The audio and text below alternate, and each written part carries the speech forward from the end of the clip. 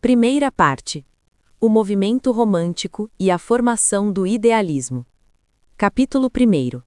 Gênese e características essenciais do romantismo. 1. O Sturm und Drang. 1. As premissas históricas. 2. As ideias e as características de fundo do Sturm und Drang. 3.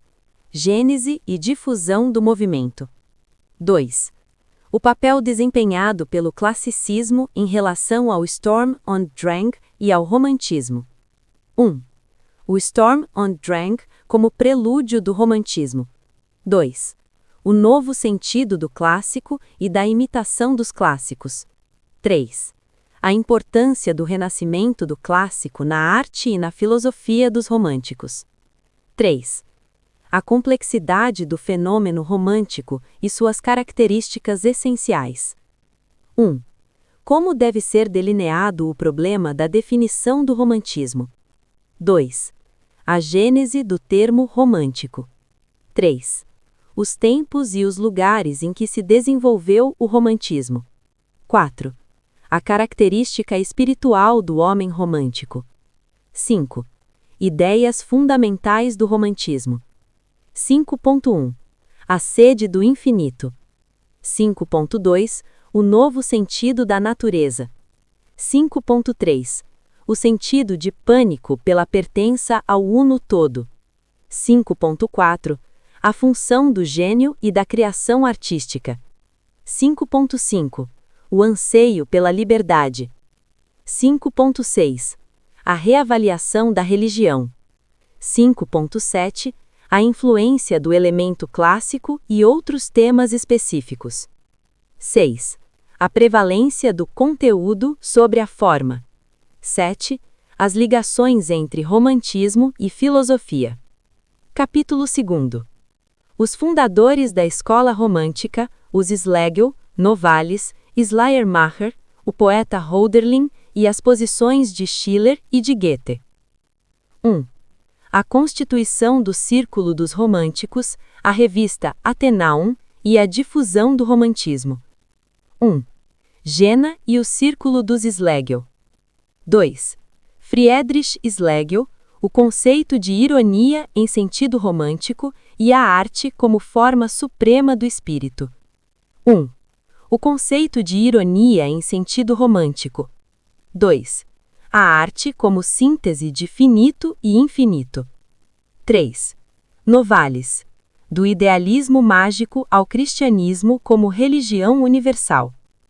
1. O idealismo mágico, arte e filosofia como magia. 2. O cristianismo como religião universal. 4. Schleiermacher. A interpretação da religião, o relançamento de Platão e a hermenêutica. 1. A importância de Schleiermacher. 2. A interpretação romântica da religião. 3. O grande relançamento de Platão. 4. Origens da hermenêutica filosófica. 5. Hölderlin e a divinização da natureza. 1. Um poeta tipicamente romântico. 6. Schiller. A concepção da alma bela e da educação estética. 1. Vida e obras. 2. A beleza como escola de liberdade. 3. Poesia ingênua e poesia sentimental. Segunda parte. Witte.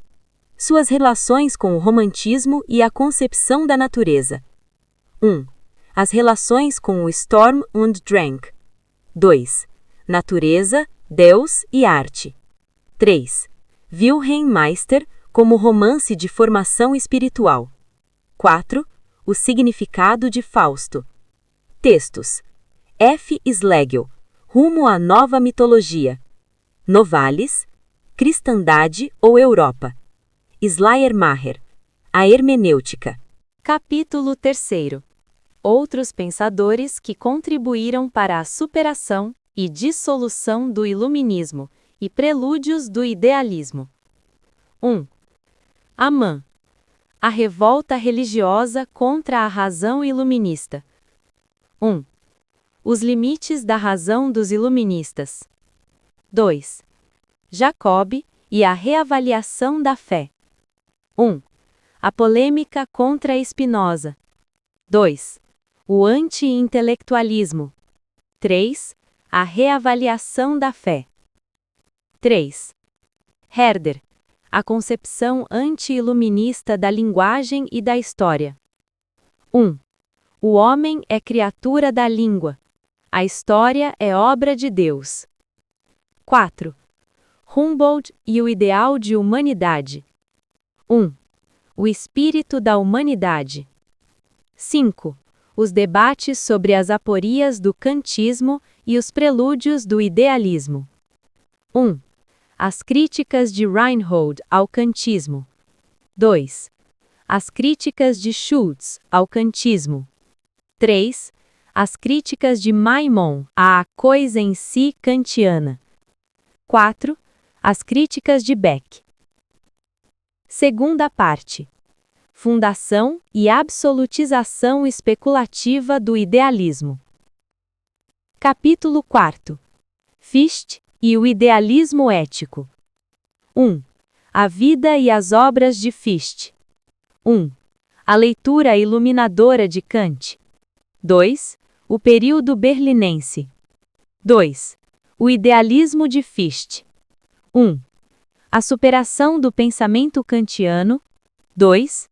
Do eu penso ao eu puro. 3. A doutrina da ciência. 1. O primeiro princípio do idealismo de Fichte, o eu põe a si mesmo. 2. O segundo princípio, o eu opõe a si um não-eu. 3. O terceiro princípio, a oposição no eu, do eu limitado ao não-eu limitado. 4. Explicação idealista da atividade cognitiva. 5. Explicação idealista da atividade moral. 1. Fundação idealista da ética. 2. Significado e função do direito e do Estado. 3. O papel histórico da nação alemã. 5. A segunda fase do pensamento de Fichte, 1800 a 1914. 1. Relações e diferenças entre as duas fases do pensamento de Fichte. 2. Aprofundamentos do idealismo em sentido metafísico. 3. A componente místico-religiosa no segundo Fichte. 1. O idealismo de Fichte é idealismo ético. Capítulo 5. Schelling e a gestação romântica do idealismo. 1. A vida, o desenvolvimento do pensamento e as obras de Schelling. 1. A vida e as obras. 2. Os inícios do pensamento de Schelling em Fichte, 1795-1796, e a filosofia da natureza, 1797-1798. 1. O ponto de partida, o idealismo de Fichte. 2. A unidade de espírito e natureza. 3. A natureza como gradual desdobramento da inteligência inconsciente. 4. A alma do mundo e a natureza do homem. 3. Idealismo transcendental e idealismo estético, 1800. 1. Partir do subjetivo para atingir o objetivo. 2. A atividade real e a atividade ideal do eu, o ideal realismo. 3. A atividade estética. 4. A atividade da arte e as características da criação artística. 4. A filosofia da identidade, 1800, 1804. 1. A razão como absoluto. 2. A identidade absoluta. 3. Da identidade infinita absoluta à realidade finita e diferenciada. 5. As últimas fases do pensamento de Schelling. 1. A fase da teosofia e da filosofia da liberdade, 1804, 1811. 1.1 A natureza de Deus.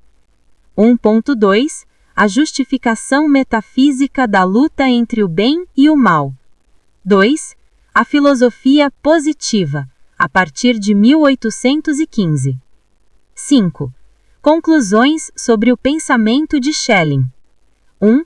Um juízo histórico difícil. Capítulo 6. Hegel e o idealismo absoluto. In. A vida, as obras e a gênese do pensamento de Hegel. 1.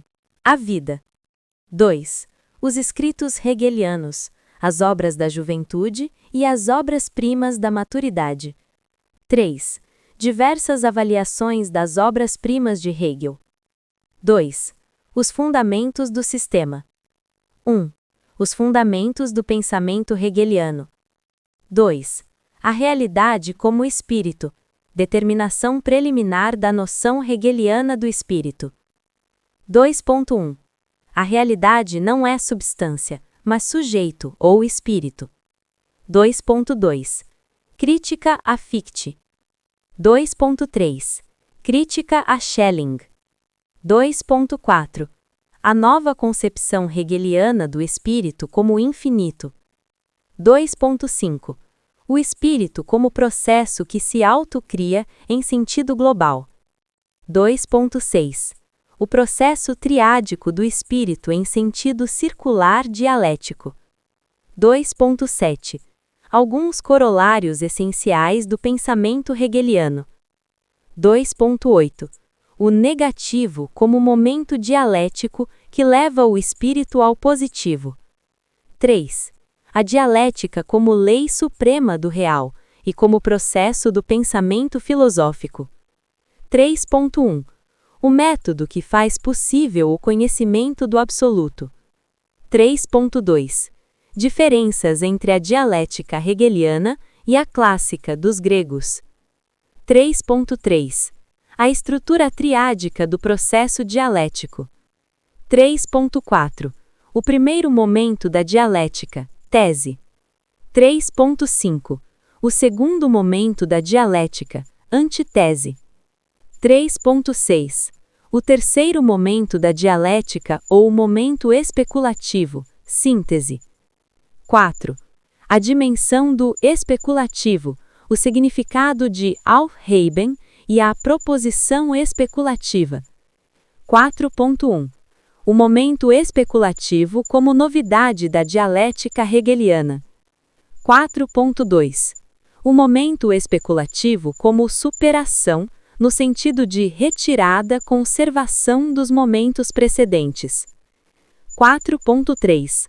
A proposição ou juízo, no sentido tradicional e no novo sentido especulativo. 3. A fenomenologia do espírito. 1. Significado e finalidade da fenomenologia do espírito. 1.1. O problema da passagem da consciência comum para a razão. 1.2. A passagem da consciência finita ao absoluto. 1.3. A fenomenologia como história da consciência do indivíduo e história do espírito. 2. A trama e as figuras da fenomenologia. 2.1. As etapas do itinerário fenomenológico. 2.2. A primeira etapa, a consciência, certeza sensível, percepção e intelecto. 2.3. A segunda etapa, a autoconsciência, dialética de senhor-servo, estoicismo-ceticismo e consciência infeliz. 2.4. A terceira etapa, a razão. 2.5. A quinta etapa, o espírito. 2.6. A etapa conclusiva, a religião. 2.7. A etapa conclusiva, o saber absoluto. 4. A lógica. 1. A nova concepção da lógica. 1.1. A lógica hegeliana vai além da lógica formal e além da lógica transcendental. 1.2. A lógica hegeliana como filosofia primeira, metafísica em sentido idealista. 1.3 A lógica hegeliana como exposição de Deus antes da criação do mundo. 1.4 O desdobramento dialético global da lógica hegeliana. 2. A lógica do ser. 3. A lógica da essência. 4. A lógica do conceito. 4.1 A lógica subjetiva. 4.2 O significado de conceito. 4.3 O significado de juízo. 4.4 O significado de silogismo. 4.5 O significado de ideia. V. A filosofia da natureza. 1. As sugestões que determinam as características da filosofia da natureza. 2. O esquema dialético da filosofia da natureza. VI. A filosofia do espírito. 1. O espírito e seus 3 momentos. 2. O espírito subjetivo. 3. O espírito objetivo. 3.1 A concepção hegeliana do espírito objetivo. 3.2 Os 3 momentos do espírito objetivo. 3.3 A natureza do Estado. 3.4 A natureza da história e a filosofia da história. 3.5 A realização do espírito objetivo na história. 3.6 O espírito absoluto, arte, religião e filosofia. 3.1 O retorno a si mesma da ideia. 3.2 As formas de auto-saber-se do espírito, arte, religião e filosofia. 3.3 As articulações dialéticas da arte, da religião e da filosofia. VII Algumas reflexões conclusivas. 1. O que está vivo e o que está morto na filosofia de Hegel.